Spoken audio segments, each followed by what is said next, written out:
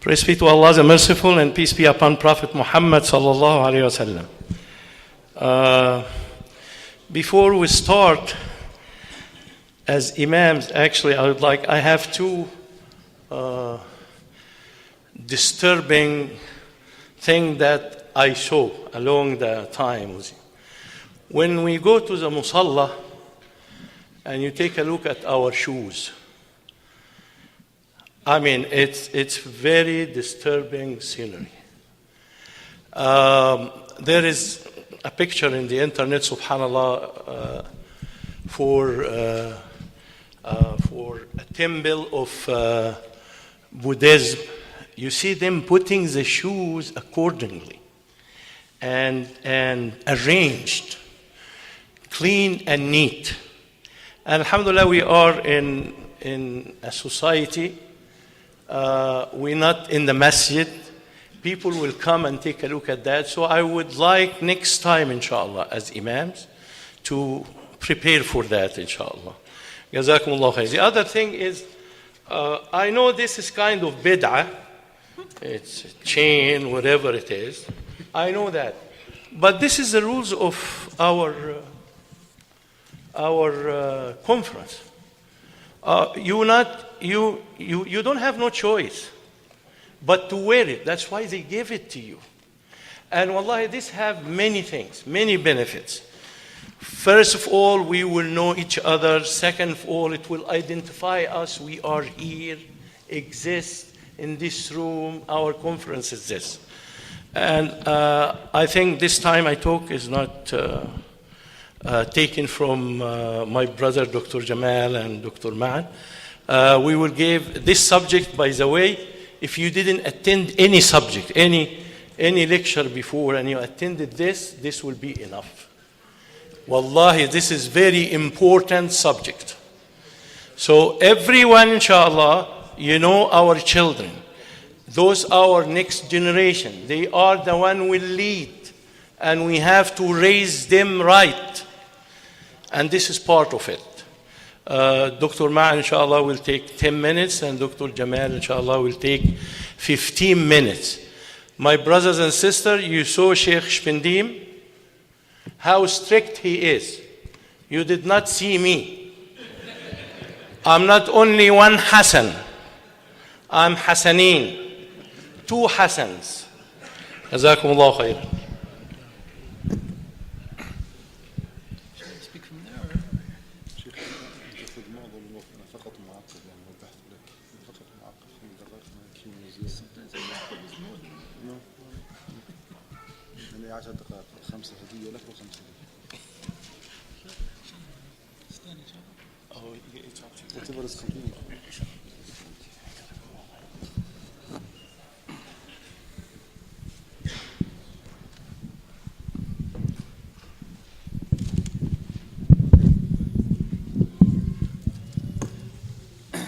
بسم الله الرحمن الرحيم الحمد لله والصلاة والسلام على نبينا محمد وأشهد أن لا إله إلا الله وحده لا شريك له وأشهد أن محمدا عبده ورسوله أما بعد. There's a theory that when you speak, if you stand, you give more energy to the audience than when you sit. In reality, I'm the one who needs the energy right now, but anyway, inshallah, I'll try standing and hopefully have a better effect, inshallah. So the question that we have in front of us, as the Sheikh said, is bringing children to the mosque. And this is a question, first and foremost, it's a question really about, at least the way it is presently in our mosques, it's about conflicting interests and conflicting needs. Because we have, for example, and especially in the sisters section, many times the brothers, mashallah, they are in their own world. The sisters are in, يعني هم في وادي وهن في وادي. And sometimes they don't seem to know what's going on in the other side. Sometimes it affects the brother's side as well, especially like in Taraweeh and other things. But on a regular basis, this is something that on the sister side in particular has more of an effect. And this has to do with the question of when you go to the salat, when you go to the masjid, we all know the virtues of going to the mosque. So there are virtues in praying in jama'ah. In fact, many ulama, for the men, they say it is wajib to attend the jama'ah in the mosque. But at the same time, usually when you go to the mosque, even if you don't believe it's wajib, usually when you go to the mosque, the quality of the salat behind a good imam, mashallah, such as yourselves, the quality is better and more excellent than when you pray at home.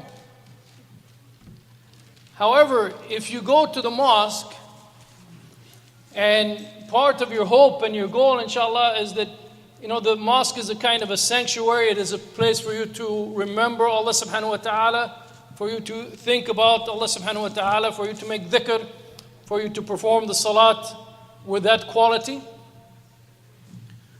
So imagine if every time you go to the mosque, you have children running around, you have maybe babies vomiting next to you, or you have the smell of diapers, and this is what you're facing. When I say smell of diapers, by the way, they might be a month old. Even I'm not necessarily talking about fresh, which is a different smell in itself.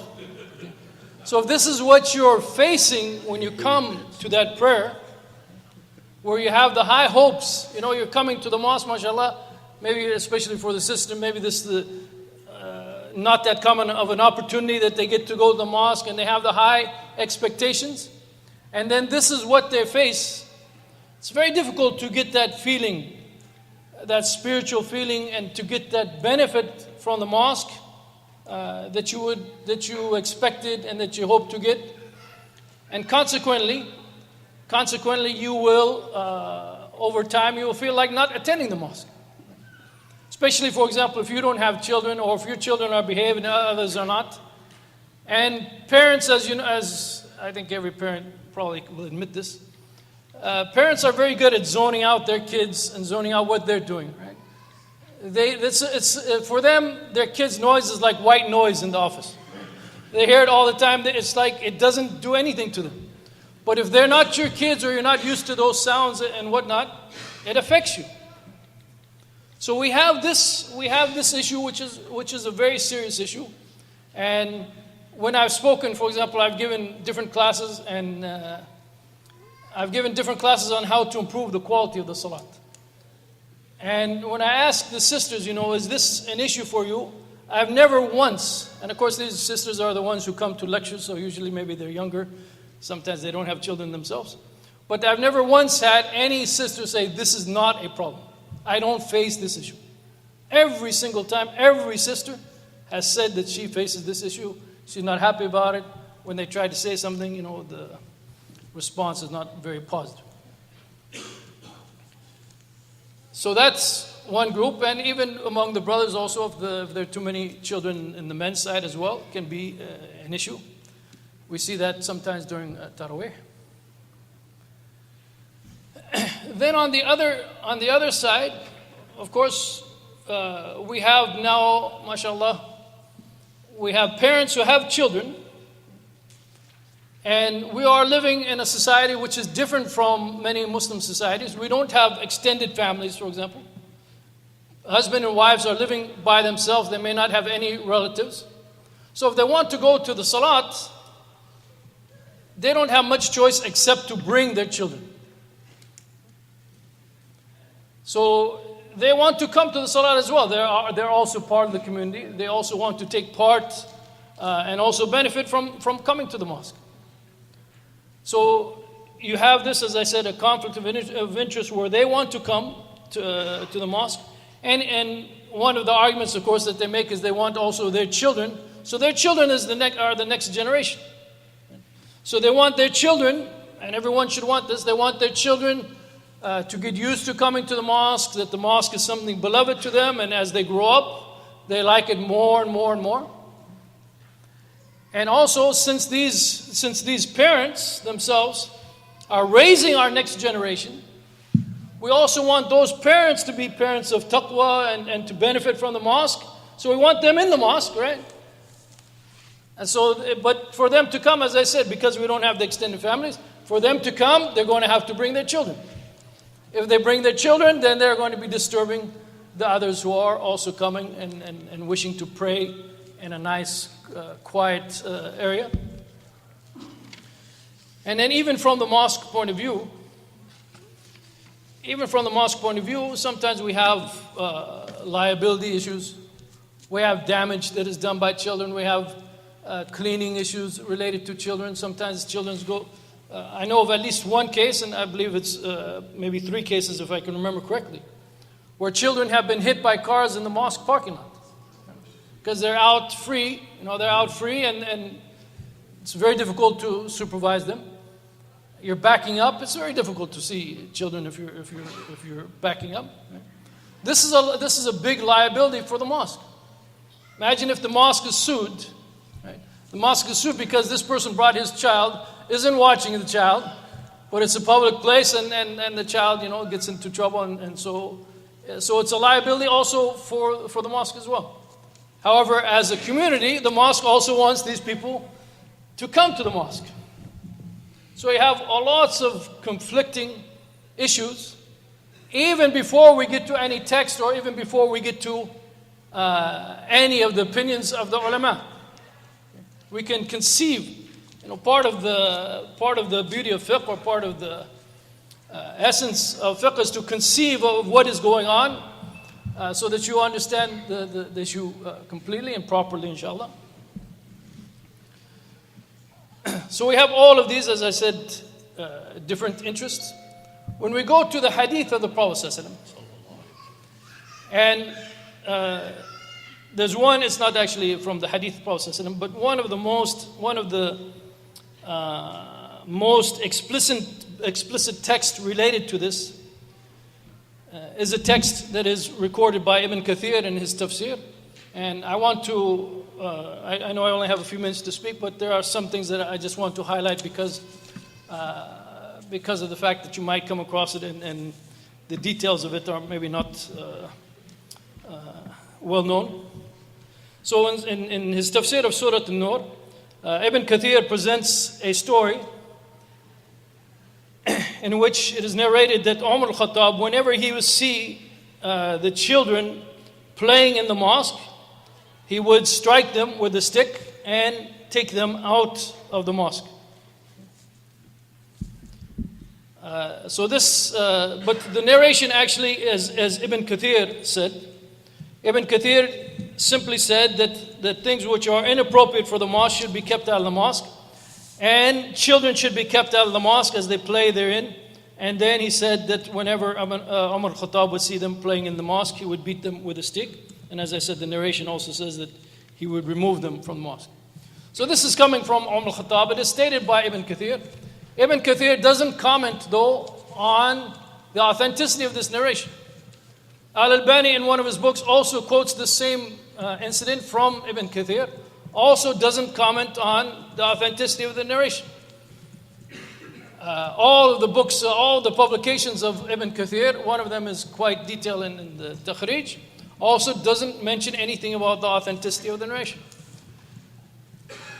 I had a difficult time even trying to find the narration because Ibn Kathir doesn't exactly narrate it with the wording that is found in the books of Hadith.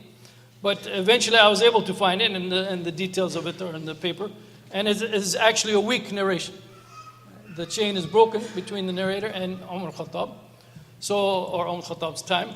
But Ibn Kathir, though, is using this as evidence, or he's pointing to it as if it is something normal or acceptable, which may be an indication of, in his time, it wasn't normal to bring children to the mosque and allow them to sit and play in the mosque, which is quite common nowadays.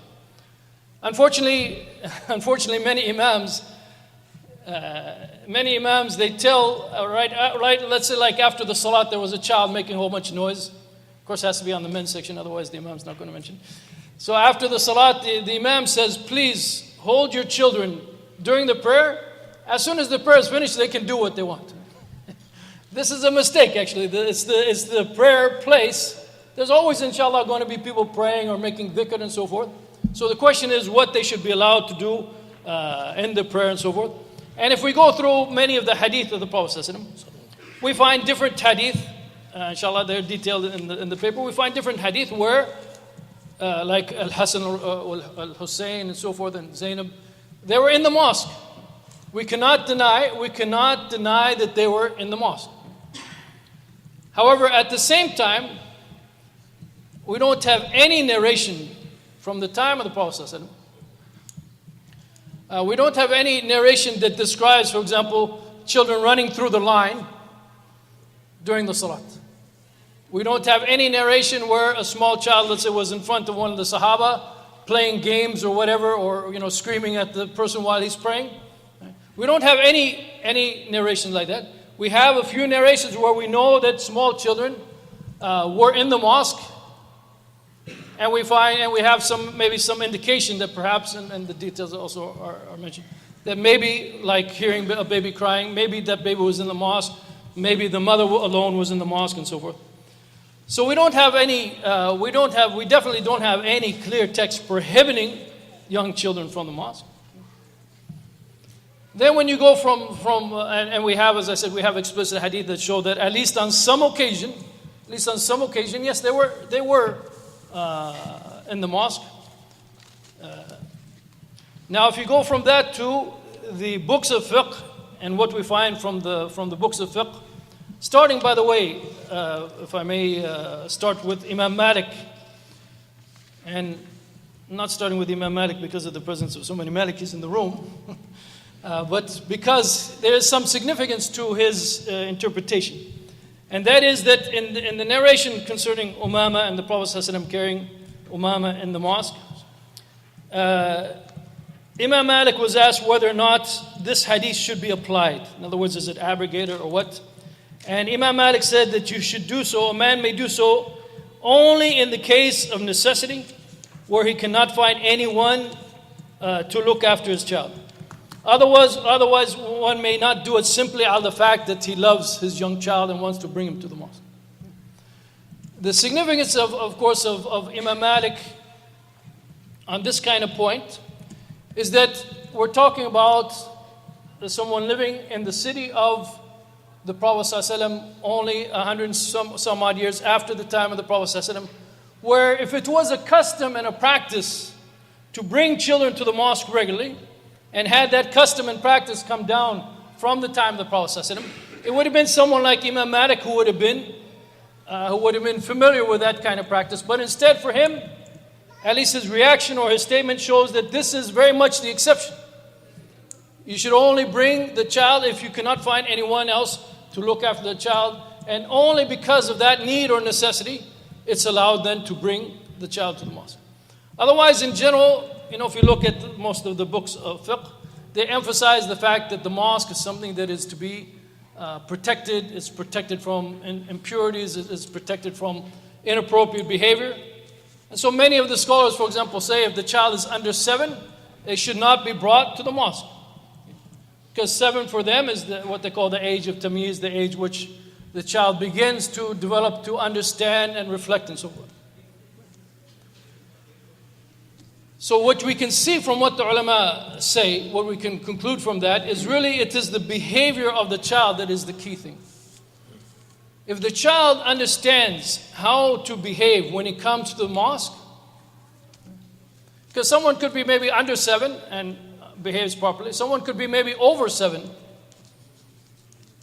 We've had cases, there was one case in Denver where some teenage kids were vandalizing the mosque, and they put it on their MySpace. Here they are vandalizing the mosque, and they put it on the internet for people to see. These are teenagers who probably don't understand it. It's not appropriate for them to be in the mosque in the first place until they are taught and understand the place and the position of the mosque. If they're not willing to accept that, then it's very difficult even to allow or encourage people like that to attend. So I think this question is not a question in which we have a clear text, do this or don't do this. But this is a question of really the culture of bringing up children. The culture, in other words, in the sense of it's important for everyone to realize, as we said, once you bring your child to the mosque, we want the parents, young parents, to come to the mosque. We want children to grow up loving the mosque. But we have lots of conflicts of interest.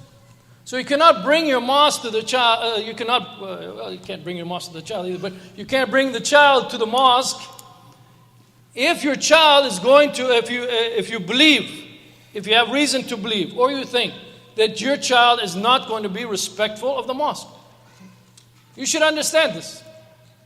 And you should make your child understand that this is a special place. You don't behave in this place like you do, for example, at home. And this should be something that is taught to the child from the earliest years that you want to bring the child to the mosque. Because as I said, it's more of a culture. If you speak, for example, to some of your grandparents, I've spoken to like a generation higher of many people from different parts of the Muslim world. Many times the grandparents or the great-grandparents complain about how this generation bring up their children. Right? This generation, they let their children do anything. And sometimes, though, you find some parents who are very careful about their children, and they teach them, and when the child comes to the mosque, the child knows that this is a place that they have to behave, and outside of that, they can have a different behavior. But there needs to be a lot of education that needs to be done. And unfortunately, especially among the sister side, the sisters need to be educated about the appropriate adab or ethics and manners related to the mosque, about not disturbing the others who are praying and so forth. And for the United States, for our situation here in the United States, it is something of a daunting task because, as I said, this is an issue which almost everywhere I've been or everywhere I visited, if I ask, because I was interested in this topic, when I ask about it, I always get the same response. Yeah, this is a problem in our mosque. As I said, many times the brothers don't realize it because they're a little bit protected from it. But it is something that especially the imams have to deal with. And I think the best way for the imams to deal with it is to educate the people and make the people realize that, look, we all want to come to the mosque, but we don't have the right to disturb and bother the sanctity of the mosque. 0 minutes left? 0? طيب إن شاء الله بارك الله فيكم والسلام عليكم.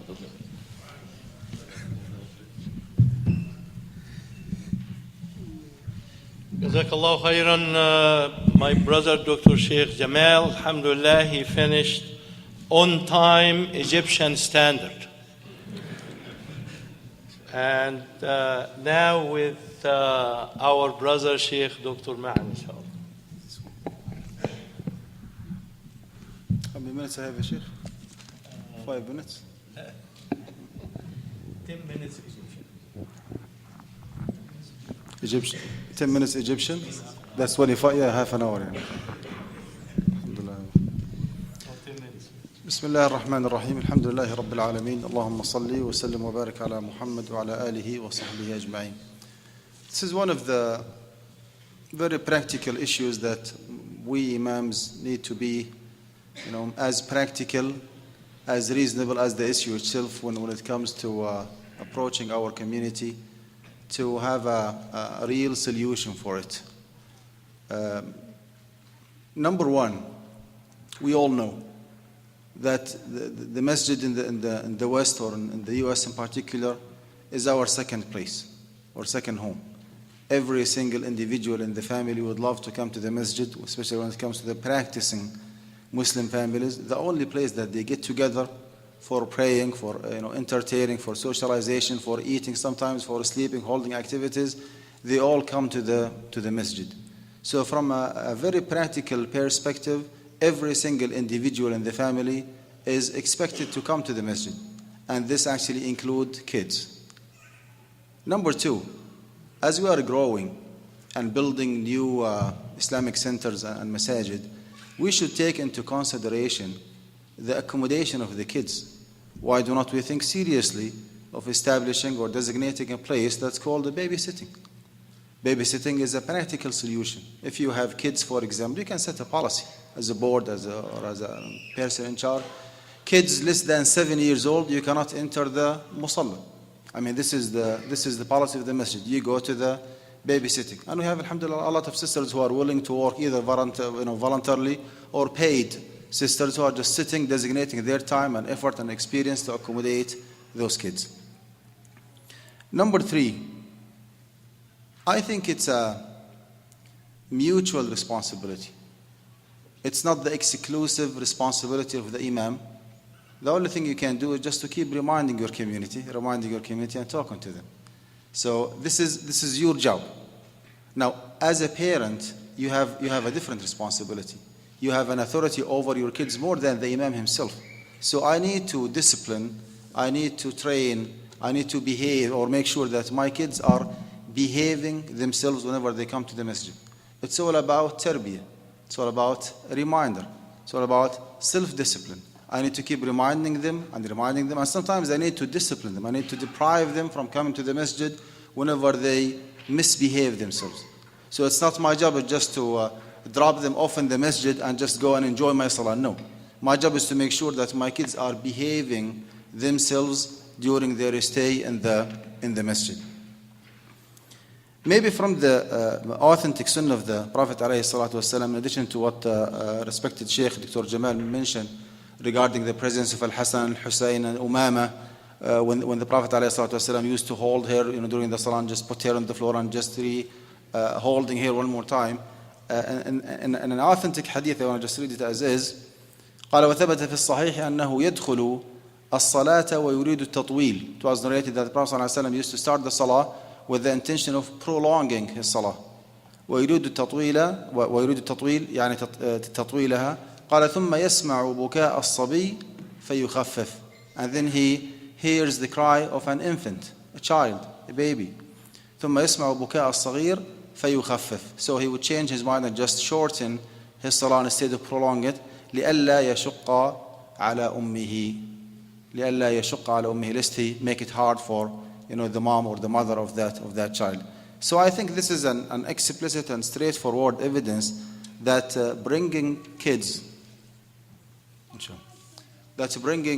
even infants, to the masajid is permissible. It did happen during the lifetime of the Prophet ﷺ, and there was some kind of noise. I mean, this is the child who was crying.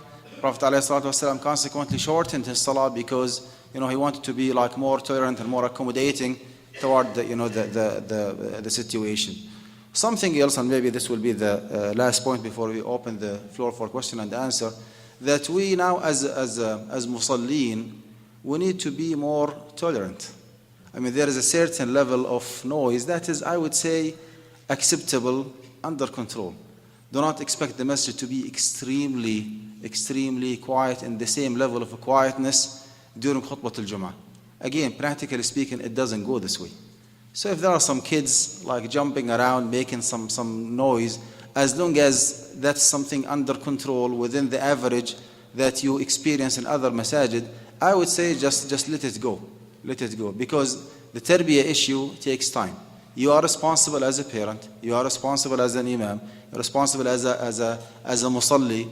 The sisters, the mothers are responsible. We as a community, again, we need to make some arrangement to accommodate our kids. We always say that those messages are not for us. Those are for our children, the next generation, the ambassadors of the Prophet ﷺ in this society. We're gonna just pass away, and those kids will be taken over. We always keep repeating ourselves. But when it comes to practice, subhanallah, we do not have that patience in accommodating our kids. Those are some of the ideas that I wanted to share with you. Inshallah, we'll open the floor for question and answer. جزاكم الله خير. جزاكم الله خيرا. نعم. عنده تعليق معلش. طيب. جزاكم الله خير. تفضل. طيب, بسم الله الرحمن الرحيم. With respect to the hadith that the Sheikh quoted, this hadith also is in my papers, hadith number 3. And there's also another narration from that, recorded by Imam Ahmed, in which the Prophet ﷺ said, I heard the crying of the baby. سمعت بكاء الصبي فظننت أن أمه معنا تصلي. So he says that I heard the crying of a baby, and I thought maybe that the mother is with us praying. So that narration, as Ibn Hajar mentioned, and this narration, there's actually nothing explicit in either of these narrations, and especially this one maybe has the opposite meaning, that those babies were necessarily in the mosque at that time. I just want to clarify that point. This is not a clear, explicit evidence that those babies were in the mosque, because, as you know, the mosque was surrounded by apartments and close by, and you could hear a baby crying. So maybe the mother is praying with them, and the baby is crying elsewhere, and this will be difficult on the mother. So I just wanted to say that this is not clear, explicit evidence of bringing the infant into the into the mosque. Wallahu alam. Jazakumullah khairan. May Allah reward both respected mashayikh, mashallah. And now we in the session of question and answer. Guys, you see how big I am. I'm not gonna be very passive like Sheikh Shpendim. Inshallah, let's focus and just concentrate on the question, make it simple, and choose your sheikh, and please follow the time. Jazakallah khairan. We start with Sheikh Shpendim. Jazakallah khairan, Sheikh Shpendim. You can be seated, brother. But I didn't ask my question yet. Okay. So for Sheikh Jamal, one of the things that I noticed in my previous masjid that they did when they built the new masjid and they remodeled the sister section is they made a cry room, especially for the mothers who have their babies, that they can pray there. This way it doesn't distract the rest of the jama'ah. In the new masjid that I'm at in Richardson, I noticed they have such a room for the men, such that the fathers are all the way in the back of the masjid, closed in with their children, and the rest of the jama'ah is praying. Now, whether that's permissible or not, that's the main question, especially for the men, as there should be part of the actual jama'ah, but in this case, they're kind of separated from the rest. If you would please help us with that. Jazakumullah khairan. So it's the first time I heard of a cry room for the men, but anyway, that is interesting. And so some, I think, so yes, some, and also as Sheikh Mayan said, some places even have like a babysitting center, which is good for that community. But the only thing I caution about concerning that is that when children are taken like to that babysitting center in the mosque, they think of the mosque as a play area. So if they go to another mosque that doesn't have that kind of situation, they might think again, this is just a play area. We're just not in their own room. So you just have to the parents have to be careful that if in their local community, mashallah, they have that kind of separate babysitting room, like in Houston, for example, Sheikh Walid Basuni's mosque, I forget where he is. Yeah. So if you, Clear Lake, yeah. So the children might get an idea. Yes, we can pray in the mosque. So you have to make sure to teach them that when they go to another mosque that doesn't have that kind of facility, that it's not a playground like the other mosque that you are used to. So as the brother said, some mosques have separate sections for women who have small children. I've seen it before. Sometimes it doesn't work out very well. And even sometimes some of the sisters who have small children want to get away from the other small children, so they come to the other part of the musalla. The question of the brothers being separate like that, I haven't heard it before, it is unique. The most obvious response to that maybe is that this is not proper, since you are separating the jama'ah, and the brothers are required to be with the rest of the jama'ah. So I would just say that the most apparent issue is that it doesn't look like it's proper. I don't know if you can argue that the need or necessity here is overruling the default ruling.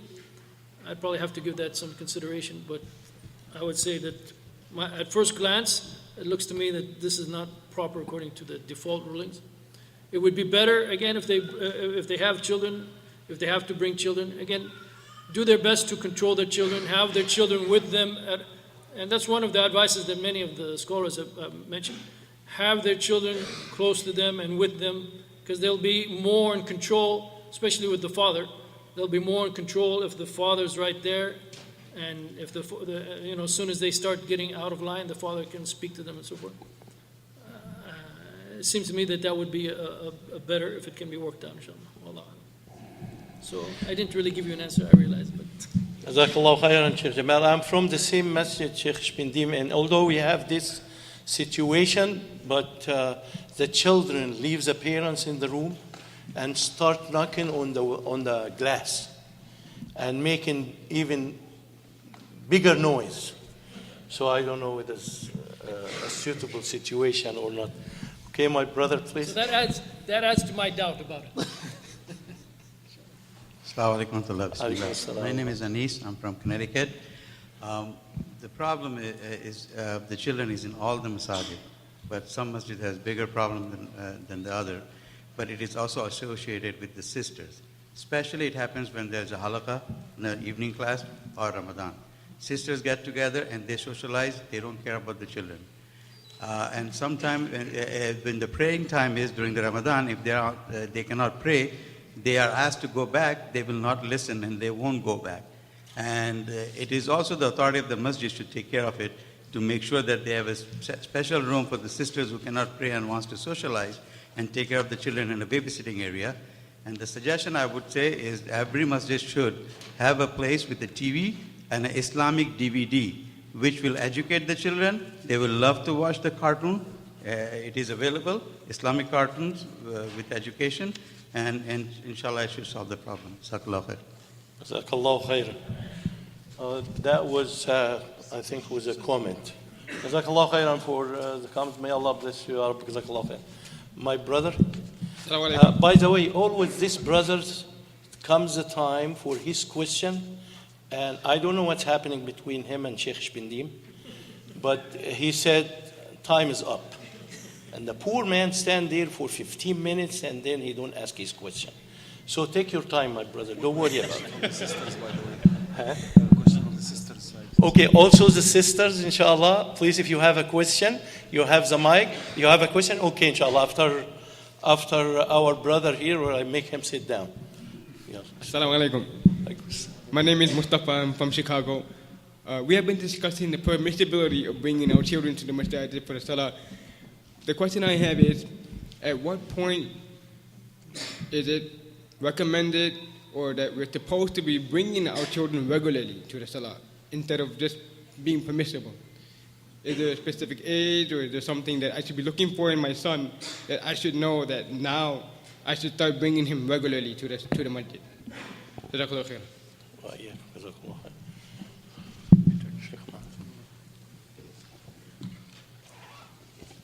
Akhi Karim, I think you are referring to the hadith of the Prophet ﷺ. Muru abna'akum bis-salati li-sab'. Start commanding your kids to pray when they reach 7 years old. If this is the hadith that you are having in mind when you ask this question, I would say that this is the age where you start commanding, ordering your kids to pray. It does not indicate that you should not train them praying before the age of 7. Okay? From our experience as parents, our kids, alhamdulillah, they start praying whenever they turn maybe 1 or 2 years old.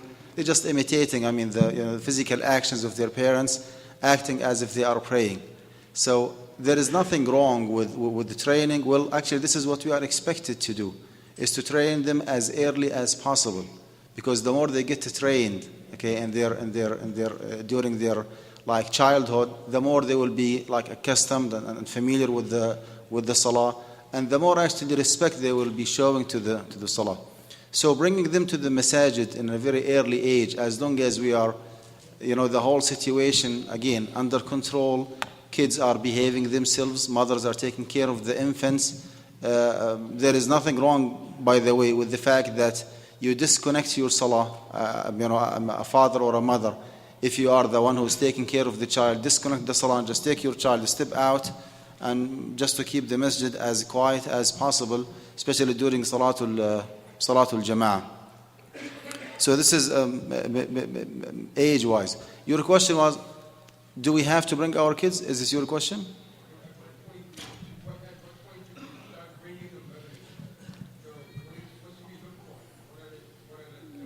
Wallahi Habibna, there is no white and black. There is nothing straightforward that you cannot bring your kids before the age of such and such to the masjid.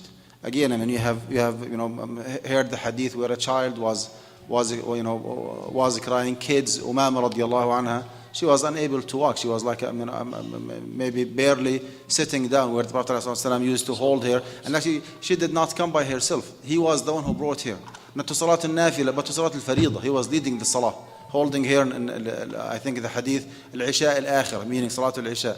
Holding her during the Salah and putting her on the floor and then grabbing her back and on and on. So again, there is no like line to draw that you cannot bring your kids before this, age, to the best of my knowledge. Wallahu a'lam. Jazakallahu khairan. Sheikh Jamal, you have any comment? Sheikh Jamal. I think maybe more directly to your question. So if for example, if your child is around, let's say 7 or 8, where they can start to appreciate the mosque and appreciate coming to the mosque, you should take advantage of that and inshallah start encouraging them to come regularly, where they start understanding what it's about and they start having some appreciation for it. Around that time, inshallah, I think is when you should start regularly. And I think that's the gist of the question that you were asking. Jazakallahu khairan. Now with our sisters, please state your question. Assalamu alaikum. My question is for Sheikh Jamal. I'm having a hard time understanding how Imam Malik's interpretation about with regards to carrying Umama radiallahu anha in the masjid, that he concluded, if I correctly understood you, that one can do so only in the case of necessity when you can't find anyone to take care of the child.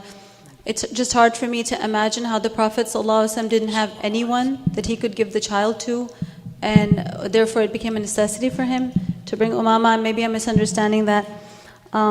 Secondly, the Prophet ﷺ didn't generally forbid women from coming to the masjid. In fact, he told the men to not prohibit them. And regardless of whether or not the child was crying in the masjid or in one of the apartments close to the masjid, the Prophet ﷺ shortened his prayer instead of asking the woman to not come to the masjid because her child was an infant.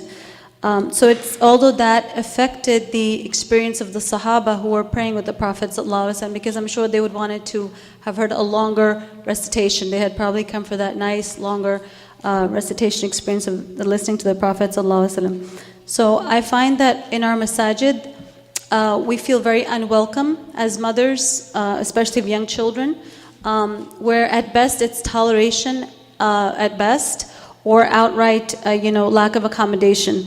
So I think we have to move the discourse from simply trying to tolerate to a matter of prioritization, which I've been to masajid all over the country. I don't find that we're even thinking at the level of prioritization. It's just tolerance. And this is an imam's conference. If we don't talk about prioritizing this, as leaders and imams, then I don't know where else that discussion that needs to take place can. Jazakallah khair.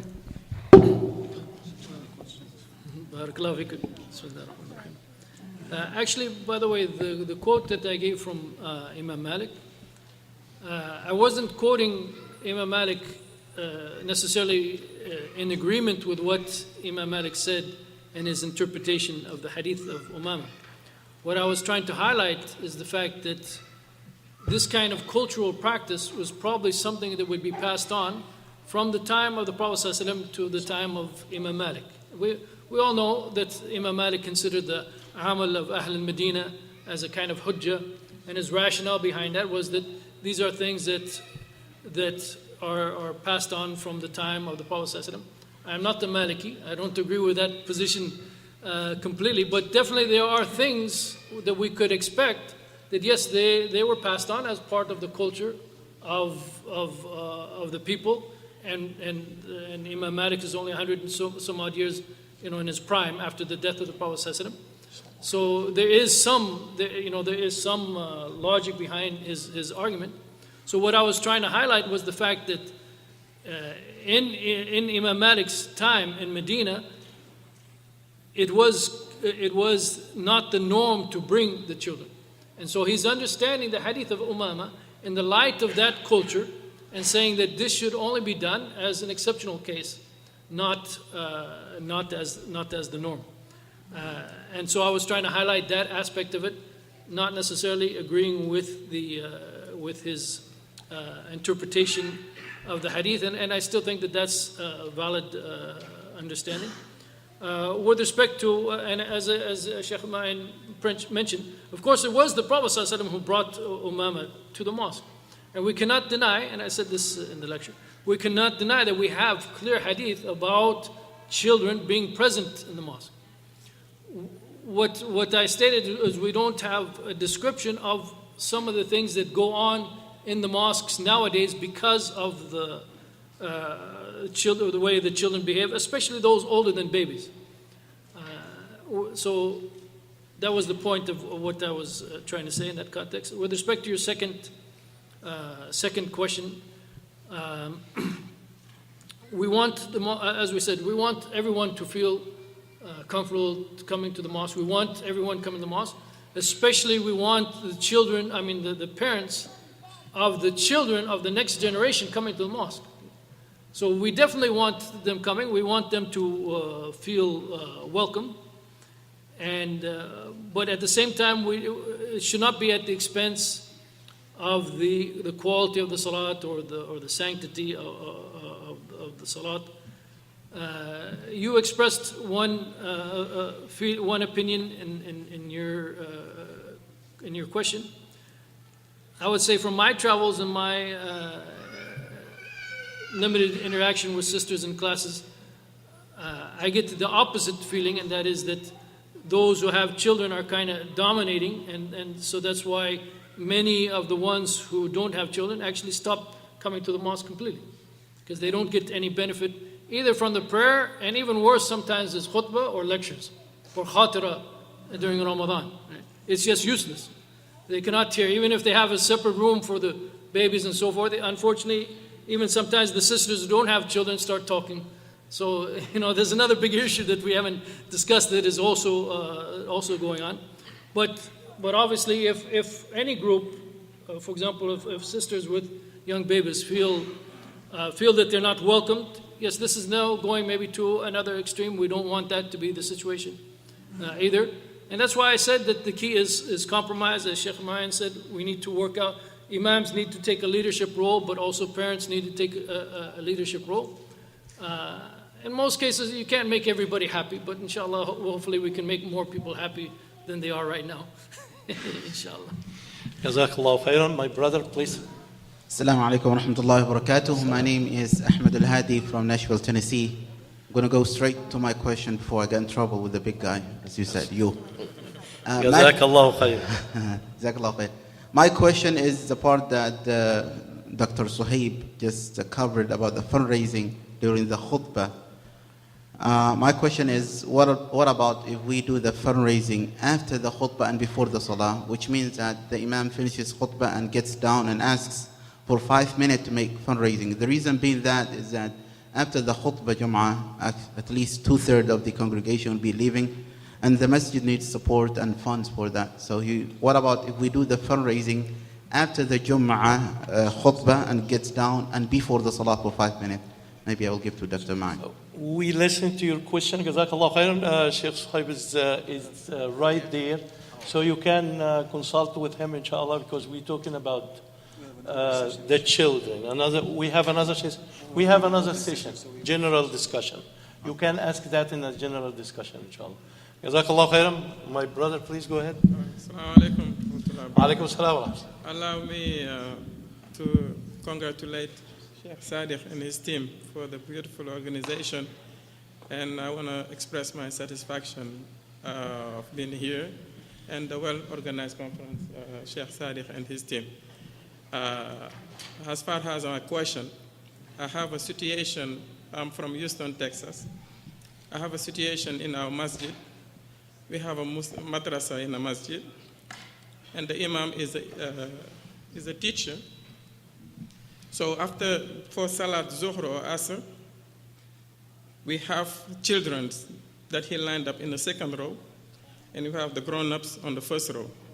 The problem is, like me, for example, being always late. When I come in, the kids on the second row always been playing during the Salat. So I requested if they can feed the kids in the first row so the grown-ups can have a little control of them instead of them playing in the back. But he answered of the hadith of Rasulullah saying that on the first row, it should be the one who memorized the Quran the most and the grown-ups. and the kids supposed to go on the second row. The thing is like they playing and disturbing the salah. So what would you advise in that situation, inshallah, if you can help? Jazakallah khair.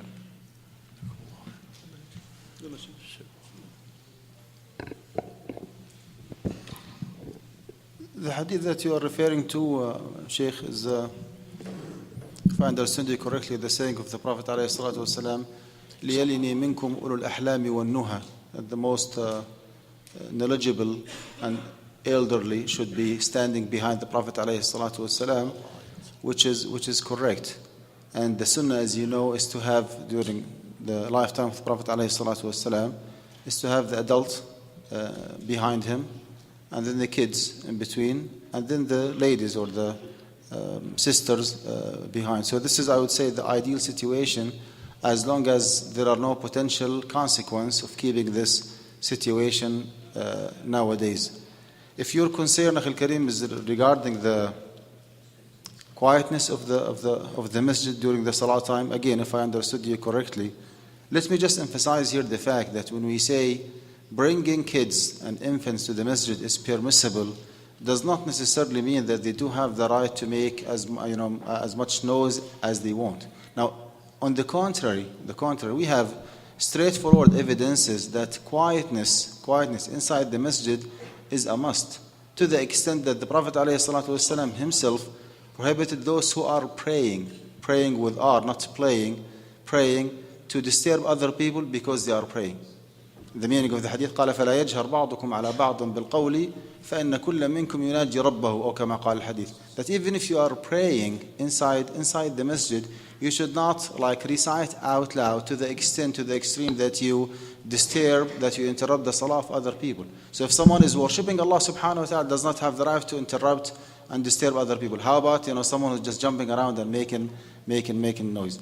The last thing, Akhil Karim, I do not believe in one size fits all. I would say every single community has its own particularities.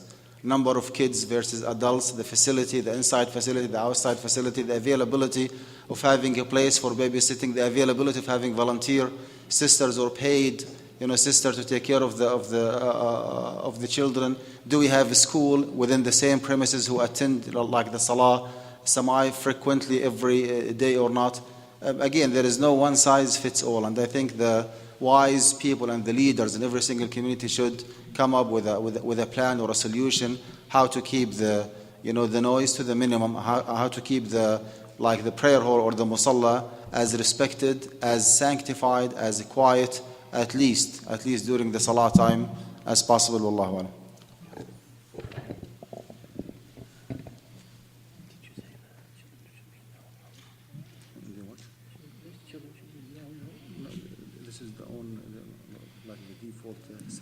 Inshallah, we will take one more question due to the time limitation, and we have general discussion after that. Inshallah, we could accommodate you. Jazakumullah khairan. I know this is my first time standing for the whole convention. So let me just say that we have a disagreement on the previous question. As far as I know, there's no explicit evidence that says that children should be in a row separate. So you have, for example, the men and then the children and then the sisters. Yeah? So this is a point that Sheikh Ma'in and I think we disagree on, and that was part of the answer that was given. And I think part of the solution to this issue is actually to have the children with their fathers. As I said, they can be in the same line. There is a narration concerning Qais ibn Ubad in which it was said that some of the companions of the Prophet ﷺ pulled him back. This narration is graded Sahih by Shuaib al-Arnaut as well as al-Albani, but technically speaking, there's an issue with this narration. There's one of the narrators, his name is Iyas ibn Qais, who was from the Tabi'een, who was a well-known person, but from a hadith perspective, in ulum al-hadith, you have to verify the adala as well as the dhabit or the the righteousness as well as the proficiency of the narrator. This is a narrator who's well known for his adala, but this is the only hadith that I know that he actually narrated, and he only has one person narrating from him. So technically speaking, from ulum al-hadith point of view, there is some problem with this narration. It's not, it doesn't look to be an authentic narration. The two sheikhs that I mentioned who considered sahih, they did not point out this issue concerning this one narrator. And as I said, as far as I know, there's no explicit authentic hadith that says that the children will be in a row by themselves. Wallahu alam. Jazakallah khayran. My brother, please. Assalamu alaikum. My name is Ali Afshar. I'm from Edison, New Jersey. My question is a little bit different. Alhamdulillah, I have daughters, so they come to the masjid with me. Since the age of 5, they've been reading namaz. So my question was, at what age they stand with me in the jamaat, my 5-year-old. At what age are they allowed to stand with me in the jamaat? In other words, when should they leave me and go and stand with the women? Is there an age limit? Well, that question been asked before, but inshallah, and been answered by Sheikh Ma'an. If you can, quick, please, Sheikh Ma'an, address it again. Thank you very much. I would say that by the age of 7, if there is like a section for the sisters, it's highly recommended for them to join the sisters session. Jazakallah khayr. Tfaddal. Alhamdulillah, Rabbil Alamin, wassalatu wassalamu ala Rasulillah. Jazakumullah khair. Just I don't have a question, but I have a comment. From my humble experience for the last 30 years dealing with, as imam or as a principal of the full-time schools and different activities. Wallahi, we have no solution for this, dealing with these kids, except for we have to put the responsibility, of course, mainly on the parents, unfortunately. We've tried many things. For example, I was for 26 years in Columbia, Missouri. We tried to put some activities. During Taraweeh, we put the Taraweeh club. And we have sisters to take care. But you find, the problem that you find, kids 10 years and 12 years, they are going from the basement to the upstairs, downstairs, running and everywhere. I moved to St. Louis last week. They have the activity room. They rented the hall. And you find the kids at the age of 10 and 12. When I came to the Salah time, I found at least 3 plates of food on the prayer hall. And these kids, they are running in the prayer hall in the age not of 2 or 3, they are in the age of 10 and 12. And when I spoke, and I spoke, even the sisters, they don't listen. They were talking. So the problem, I believe that whatever you do to them, I don't blame them, but the responsibility comes to the parents. Wallahu a'lam. Assalamu alaikum. Jazakallah khairan, mashallah, barakallah feek. Your points will taken, inshallah. And we come to the end of this session. We ask Allah subhanahu wa ta'ala to make us of those who listen to the word of wisdom and apply it, practice it, reflect upon it. At the end, I would like to take this chance and thank our brother, Mashayikh, Sheikh Ma'an al-Qudah. May Allah be pleased with him, Ya Rabb, and also Sheikh Jamal. Ask Allah subhanahu wa ta'ala to protect and preserve them. Ameen. Jazakumullahu khairan. And inshallah we meet again in another session. Assalamu alaikum wa rahmatullah.